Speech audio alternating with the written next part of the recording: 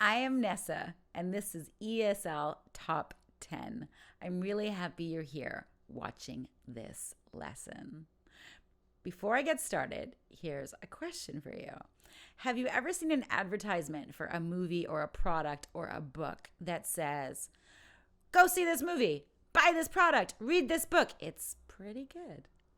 So the other day, I was inspired to create this lesson because I received an email from one of my awesome students. She's in Taiwan right now, and she was my student here in Vancouver about a year ago. And she said at the end of her email, I'm going to read what she wrote. She said, by the way, I joined a meetup you recommended on a video recently. That event was awesome! Exclamation mark, exclamation mark. I met lots of foreigners and chatted with different people. The feeling was pretty good. So what does pretty good really mean? And why don't you ever see it on a movie poster or an advertisement or again on the back of a book?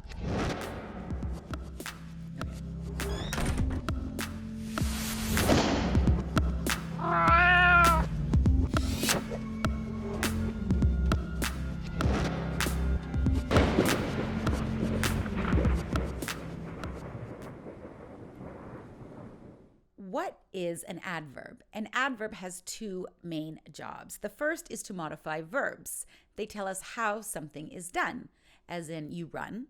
But how do I run? I run quickly. I ran slowly through the park. She talks quickly. She talked really slowly. They also modify adjectives. In that sense, they tell us to what degree an adjective is. You can make adjectives stronger or weaker by using the right adverb. Let's look at a few examples. I could say I'm tired, but let's say I'm not really tired. I'm just partly tired. I could say I'm a little tired. I could say I'm a little bit tired, or I could say I'm a bit tired. So these adverbs are making tired weaker. We usually use these adverbs a little, a bit, and a little bit with negative adjectives. Adjectives that have a negative meaning, like sad, long, difficult, boring. The next one, I'm going to give you 4 adverbs here because they usually have the same degree, the same strength before adjectives. Here we go. The first one is quite. We have rather, we have fairly, and then we have the awesome sister that's more informal, so very common, especially in spoken English, which is pretty. Pretty. So pretty good doesn't mean good. It means less than good. It means almost good, close to being good. So you could say, yeah, I'm pretty tired. It's pretty expensive. It's pretty cold outside. It's pretty nice. Yeah, this soup is pretty tasty. Be careful here. You don't want to tell someone, you look pretty good, unless you mean they don't look good. They're less than good, okay? So that's why my student could have said, the feeling was amazing. It was awesome. It was thrilling. It was super fun. She probably didn't want to say pretty good. How do I know that? Because I asked her and she told me. So the next one, we can make adjectives stronger by using these adverbs like very, which is a bit more formal. So good. This is very good. You could say really good and so good. And to sound really informal, you could say super good. Super rich, man. He's super rich. Got 10 cars, 30 houses, and 100 bathrooms. 100 bathrooms. Super rich, really rich, so rich. While it's true that very with an adjective makes it stronger, I had to ask myself, when's the last time I said very fun or very interesting? That's very interesting. Not so common. Instead, usually a native speaker or an English speaker, English learner will use a synonym that means very with the adjective. So today I want to show you 10 really common descriptive adjectives that mean very something else. So they are like the adjective itself. They're also adjectives, but they have a more powerful, stronger, more extreme meaning. So you don't have to keep saying very, very, very, very. So here we go, looking at 10 extreme adjectives that have the meaning of very something. And don't forget to get your freebie. I'm going to give you 10 here, but your freebie is going to have over 30, plus a couple of short practice exercises. So get your freebie by checking the links below. Here we go. So instead of very good, if you're talking about a movie or a book or a party or a dinner party or a trip you took, you could use awesome. So you could say, my trip was very good. How was your trip? It was very good, thank you.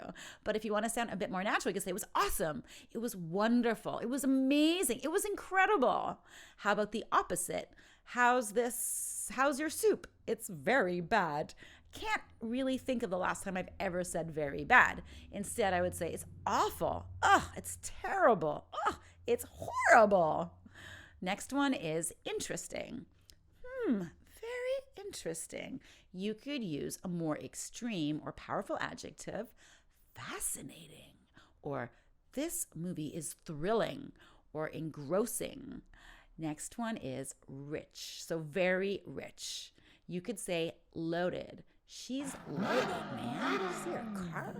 How about you could use an idiom like rolling in the dough? What's the meaning of rolling in the dough? You probably guessed it means very rich. Dough, by the way, is super slang for money. So rolling in the dough has the idea of so much money that you can actually make a huge pile of it and roll around to celebrate your wealth.